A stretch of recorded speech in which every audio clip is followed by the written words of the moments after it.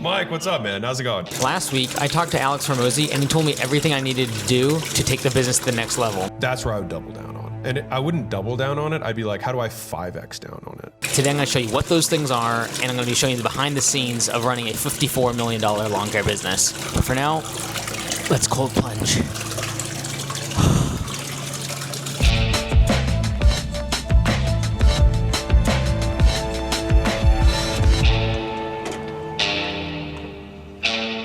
Okay, so at the end of this video, I'm gonna play the entire clip unedited with Alex Hormozi when I called him. But I'm gonna bit of a spoiler, I'm gonna give the two major takeaways from the call that I had. Number one, CTA, call to action. Okay, so thing number one is I would put the CTAs within every video. There's 5 different ones. That is going to be more prevalent in my content. In the past, I've always just given everything away for free and then just expected that people would find my stuff, whether it be Augusta Lawn Care franchise or Copilot CRM or home service web design, like all the products and services that we offer. I've never really talked about it a lot. Is your CTA just in the description?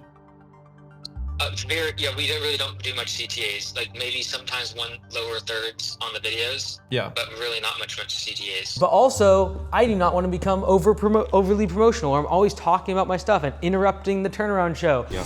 If you're like David and you're trying to grow your business, Go to MikeAndes.com where there's over 50 Hey, it's Mike Andes, and just want to say thank you for watching the One video. of the biggest benefits of joining Augusta Lawn Care is that you get access to Command Center. I've kind of used the strategy like everything free, and not trying to be too promotional, but.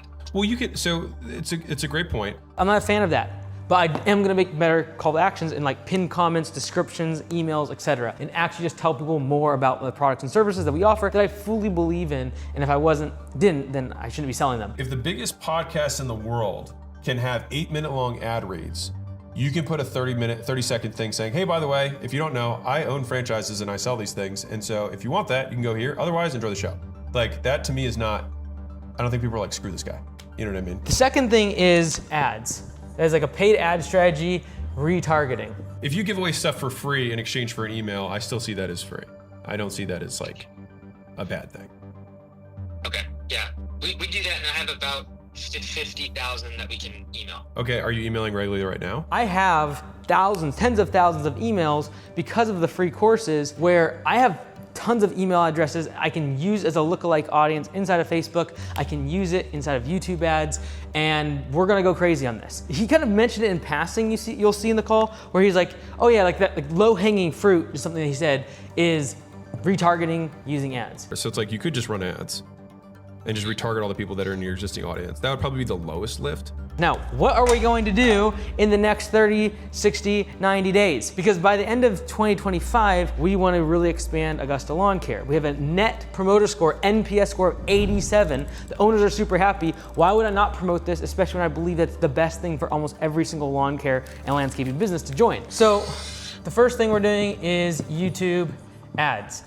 Someone actually in the comments of the video mentioned this, and that was target people that do lawn care, landscaping, business content. So like Florida Turf Pros, 5 for 50, and like 4 or 5 other ones. Keith Kalfas does it, Brian Lawns Maintenance, all the OGs, just target their channels with YouTube ads, because you know the people that are watching their content are not looking for like tall grass becoming short, but they are looking for business related content, and they're in the lawn care industry. Makes sense, and when you target their channel, they make more money on ads, which is, I'm a fan of just supporting them in general. And so if you think about it, like, I'm drawing a little triangle here.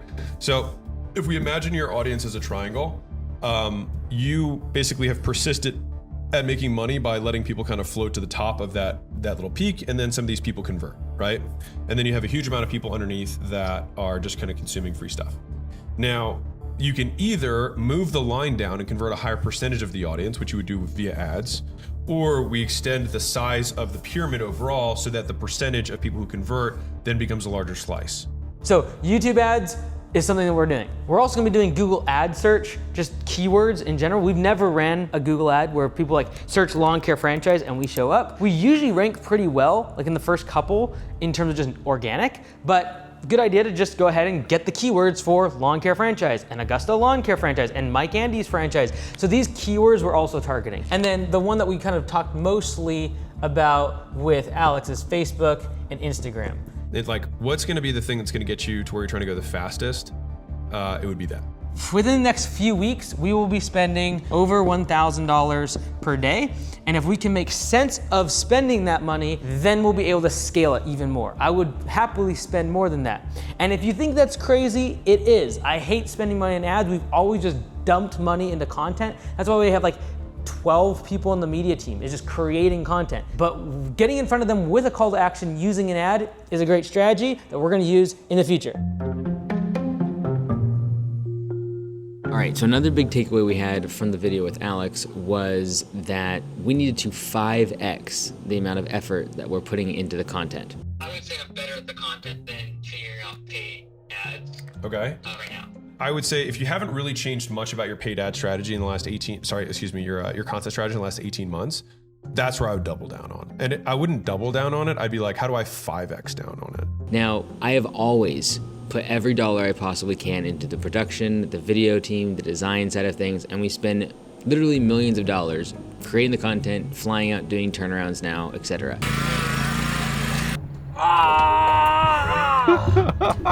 Getting elderly. Quality is reinforced.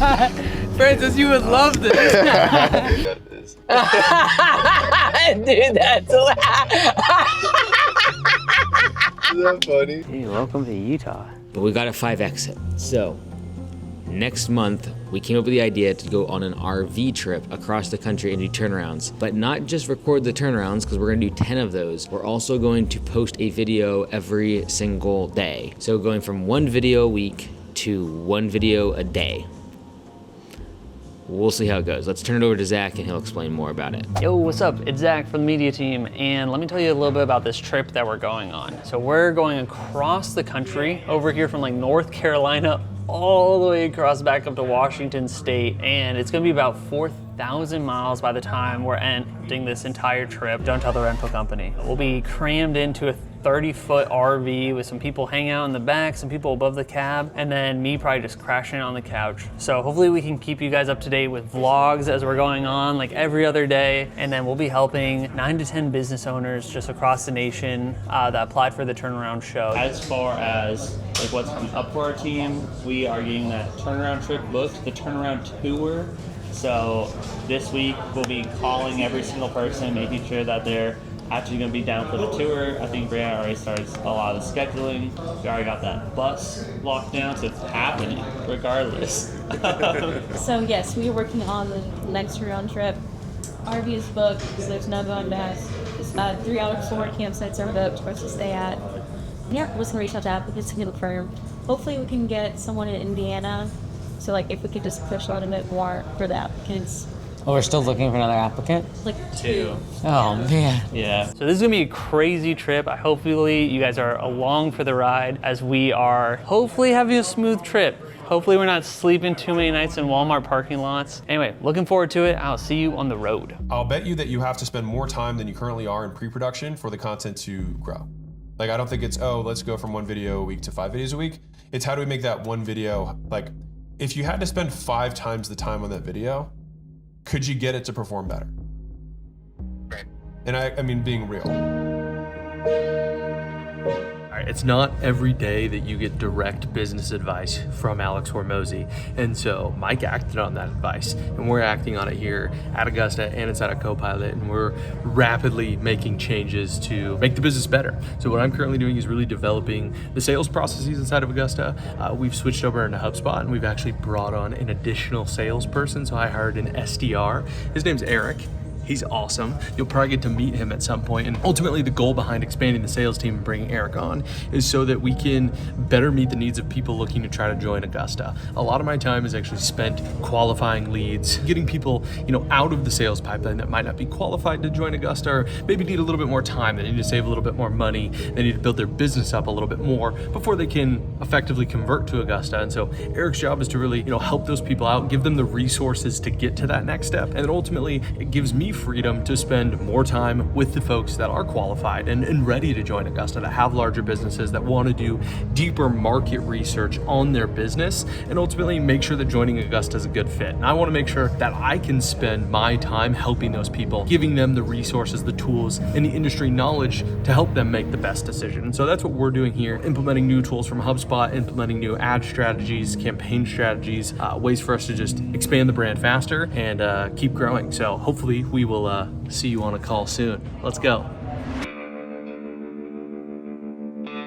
Here's some of the event planning space. So things like backpacks, decor for the 7-figure club retreat, books, uniforms, banners, all of this stuff hangs out in here.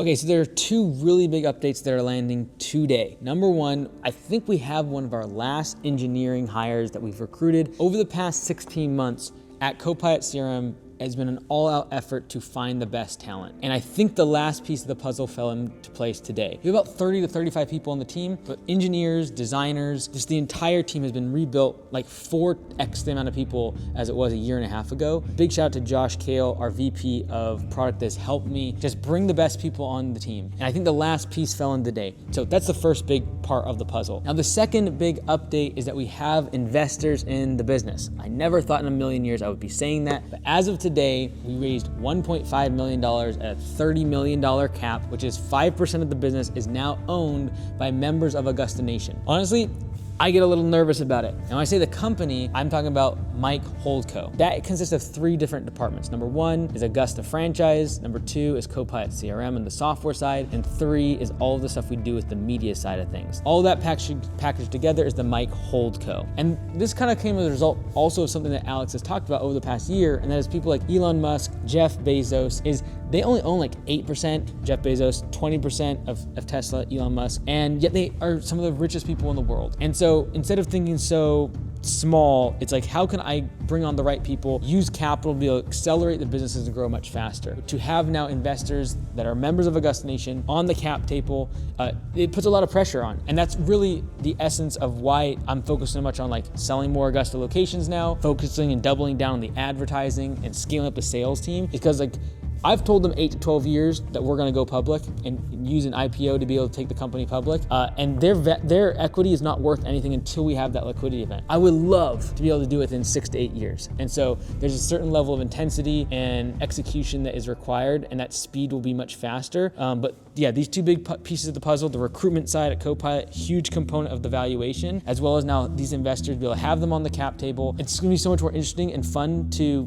ring the New York Stock Exchange with a whole bunch of people that I won with, instead of just me standing up there by myself. And so I really look forward to it. I think it'll be a huge community effort to get us there. And so to be able to win together, I think is going to be an extraordinary event. But there's a lot of work because we have a long way to go before we hit $1 billion valuation. I know some people get really nervous when you start talking about, going public or having investors, but I will still own over 70% of the business, even once we go public. And so I believe that by having all the voting power and the shares of the business, I'm able to still have all the control, but be able to have other investors that hold me accountable, as well as act in the best interest of all the members of the community that we serve. Okay, we have some early traffic on some of the ads we're running on Google and Facebook, so I'll show you those. Here on Google, you can see some of the current terms that are now coming in for the search results and the ads that we're running. You can see over the past few days, the cost per click has slowly gone down and the impressions and clicks going up, so very good. This is all on the Google search ads. And then just yesterday, Lee started this campaign on Facebook and Instagram, so all meta ads, $200 a day for now. We'll scale it up. This is across 6 different ads right now, and as they perform well and find their audience, we'll increase the ad spend to up to $700-800 a day. What's going on? It's Alex. Oh, you're not on speaker. My bad. Sorry, go ahead. My bad. So you can say it again. Hey, I'm Mike Andes, and the founder of Augusta Lawn Care. Mike, what's up, man? How's it going? Good. Last month we did 1.1 million in revenue across kind of 3 different departments. So 50% of it comes from the franchise, 20% from the media side of things, and 30% from Copilot CRM, which is like software. 20% software. What was the 30? 50% from franchise, Yeah. Augusta Lawn Care, 20% from the media side of things, and 30% from Copilot CRM, which is the software. Okay.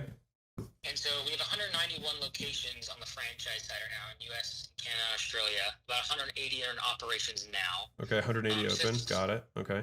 System sales will probably be around 70 to 80 million in 2025. Okay. And so I came to the scaling workshop last year, spoke Yeah. with you, and you said really focus on unit economics. So Yeah. Dr. Cash and I worked with kind of 5 different ways to solve the off season for the franchisees. Yep. And the goal is 1,000 locations and to go public in 6 to 8 years. Okay. Right now, my constraint is that 100%, or I guess my question is 100% of our franchise leads come from my organic social media content on YouTube. Okay. And about 225,000 subs. So my question is, should I focus more and better on the content side, or just start a second marketing channel or acquisition channel, paid ads, outbound calls, etc.? Just because we want to increase the speed at which we're now selling locations, we really haven't been pushing it up until now. Well, I'll first say that this is a many ways up the mountain type problem. So I want to be clear that like either will work. So just like upfront, so that way you don't look back and think like, oh, I should have done the other way. Like both of them will work. Like if you just say I'm going to spin up outbound, you looks like you have the resources to do it. So that would be fine. If you wanted to just say like, you know, I'm going to double down on content and make more better content, that would work too. Because it's not like you're, you know, it's not like you've tapped YouTube. You know what I mean in terms of the content you have. Are the people that are coming in existing lawn care guys that are flipping, or are they people who want to start a lawn care business? The vast majority are converting, about 70%. No, now. I think it's better. I think it's better. That's good. Okay. So you want to grow faster. How many units a month are you selling? But right now, we've averaged 40 to 50 units every year, basically since we started 5 years So one a ago. week. Approximately, yes. Okay. So you sell one a week, and have you changed your cadence on content or what you make? In the past year and a half, we've basically done weekly, and then shorts are more frequently across all platforms. But they're like turnaround shows. So I travel out. It's a full production team, and we go like turn around the business. It's all home services. Yeah, I heard. Okay. So either there's a lot of different plays here. So it's like you could just run ads and just retarget all the people that are in your existing audience. That would probably be the lowest lift. It's like, what's going to be the thing that's going to get you to where you're trying to go the fastest? It would be that. Yep. And so if you think about it, like I'm drawing a little triangle here. So if we imagine your audience as a triangle, you basically have persisted at making money by letting people kind of float to the top of that little peak, and then some of these people convert, right? And then you have a huge amount of people underneath that are just kind of consuming free stuff. Now, you can either move the line down and convert a higher percentage of the audience, which you would do via ads, or we extend the size of the pyramid overall so that the percentage of people who convert then becomes a larger slice. Makes sense. Both of them work. And so then the question is, okay, which do you have more skills that you can do in a shorter time period? So given your existing resources. I would say I'm better at the content than figuring out paid ads. Okay. Right now. Well, then I would say if you haven't really changed much about your paid ad strategy in the last your content strategy in the last 18 months, that's where I would double down on. And I wouldn't double down on it. I'd be like, how do I 5X down on it? Yeah. You know what I mean? Like so how many pieces are you putting out a week right now? One long form a week on YouTube is kind of like the show. And Yeah. then every day is shorts.